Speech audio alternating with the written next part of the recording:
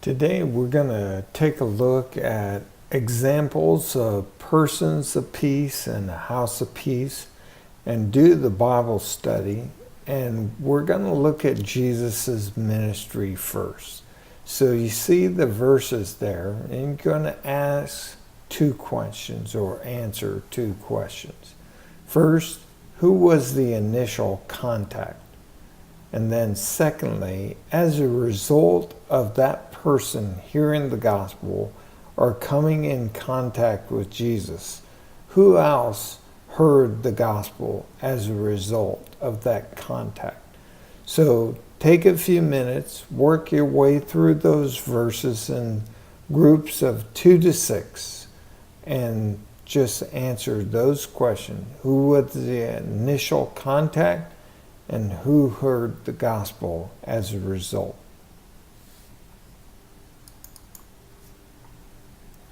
All right, when we take a look at the first passage, it's the woman at the well, or the Samaritan woman, John 4, 1 through 42.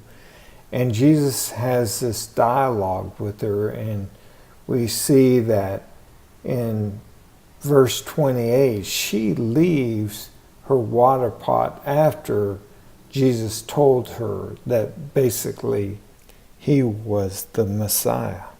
And she goes into the town and tells everyone about her interaction with Jesus. Now, the result of that is in verse 40 through 41. The Samaritans from the village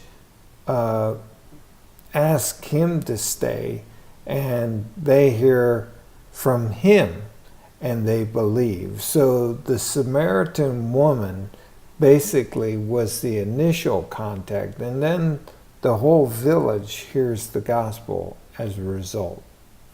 Now in John 1, 35 through 42, John the Baptist makes an introduction of Andrew to Jesus, and then Andrew immediately goes and gets his brother Peter, or Simon. So we see the brothers, the oikos, working here. Andrew is the first contact with Jesus, and then you see Peter coming along. You could also make a case that John the Baptist was the first contact, then Andrew, then Peter. So you can see that there's the initial contact, and then the gospel begins to spread through the relational network, the oikos.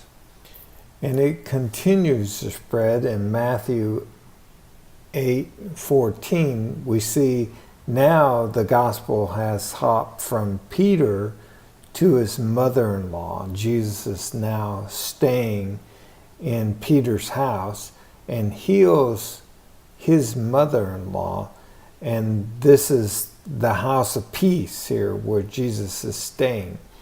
It's interesting to note that there was a church in this house for 400 years. That's a pretty good church start.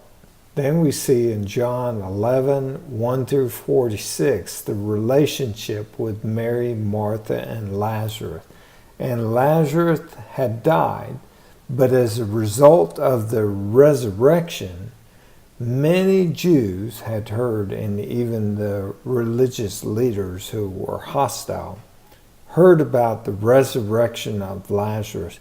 So the gospel, Jesus' message is ringing out all over the region as a result of the contact with Mary, Martha, and Lazarus. In Luke 5, 27 through 32, we see that Jesus comes into contact with Levi. And then Jesus goes to Levi's house, and now there's a great crowd of tax collectors and other people. And so, again, here's one contact that leads that apostolic goer into their relational network, their oikos, and the gospel spreads. We see the same kind of thing with Zacchaeus in Luke 19:1 through 10, where Zacchaeus is contacted by Jesus, and then he says, I must stay at your house. So as he's going to the house, many see this. Of course, they start grumbling. But it would stand to reason that as Jesus is eating with Zacchaeus, probably his oikos is joining him. And then this is my favorite in Luke 8:26 through 39. Jesus heals the demoniac, casts out a legion of demons. And then the demoniac begs him that he might go with him. And Jesus says, no, I want you to return to your house, your oikos, and tell him about the great things that God has done for you. Well, he goes back and not only tells his household, but he tells the whole city. So here's men and women of peace where they're the initial contact for the apostolic or the goer as they enter in to a context. They identify the person of peace, which oftentimes turns into the house of peace because everybody believes, and then it spreads out from there. All right, I want you to break up in your groups again, and I want you to take a look at Paul's ministry. So look at those verses in Acts, and you're going to answer the same two questions. Who was the initial contact, and who heard the gospel as a result?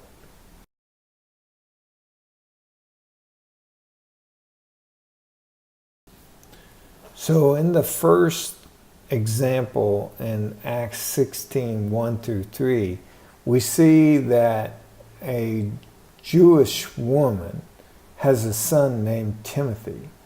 Now, you might think that Timothy is the initial contact, but actually this city was entered during Paul's first missionary journey. And it's very likely that Timothy's mother was either converted there or shortly after, between the first and second missionary journey, she came to Christ. And now her family member, her son, has become a Christian, and Paul wants to take him with him.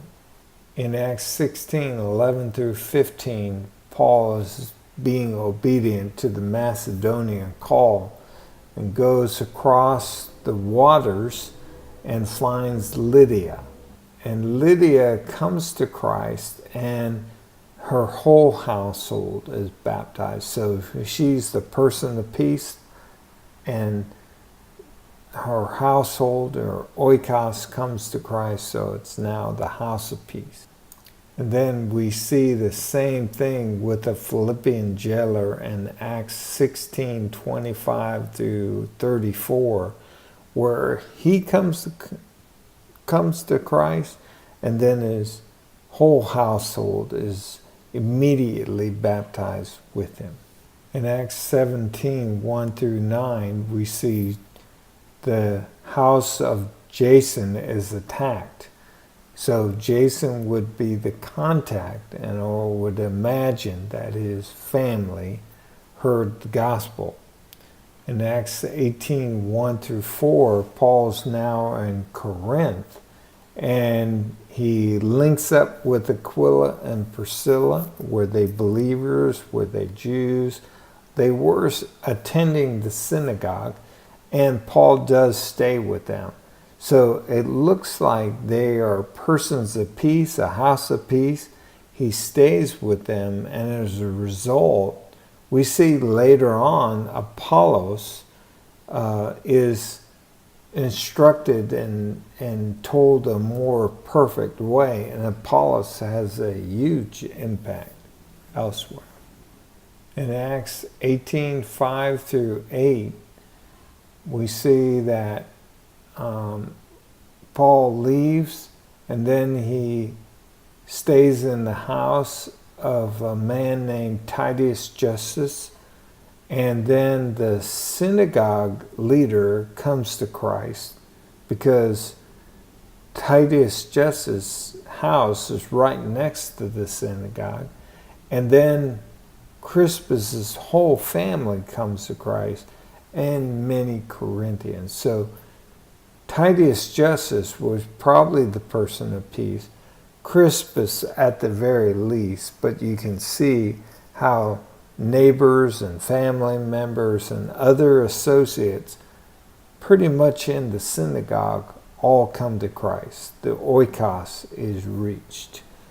So what we see happening is basically an apostolic, a goer, comes into a context and finds the person of peace in the house of peace.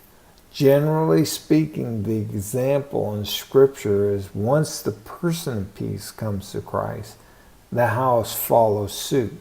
That doesn't happen every time. In fact, Jesus tells us that the gospel can be divisive in Luke 10, and it can split families, but we have solid examples in the Scriptures of entire families coming together to receive Christ and be baptized. And Deb and I have witnessed this a few times.